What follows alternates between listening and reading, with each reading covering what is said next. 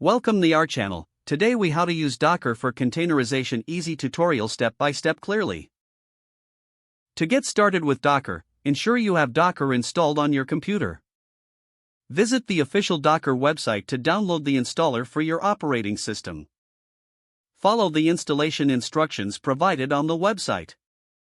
Once installed, open your terminal or command prompt to verify the installation. Type Docker version and hit enter. You should see the installed version of Docker displayed on your screen. Next, let's pull a sample image to test the setup. Type Docker pull hello world and press enter. This command will download the hello world image from Docker Hub. Once the image is downloaded, run it using the command docker run hello world. This command will create and start a container based on the hello world image.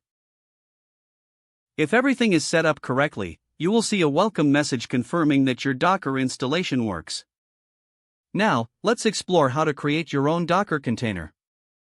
First, create a new directory for your project.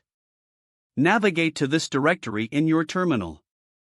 Next, create a file named Dockerfile in this directory. Open the Docker file in a text editor. In the file, start by specifying the base image you want to use. For this tutorial, type from Ubuntu latest as the first line. This line tells Docker to use the latest Ubuntu image as the base. Next, add the command to update the package list. Type run apt-get update on the next line. After that, let's install a simple package. You can install curl by adding run apt-get install y-curl. Now save and close the Docker file.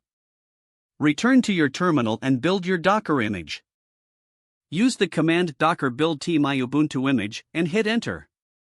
This command will create a Docker image named myubuntu image using the Docker file.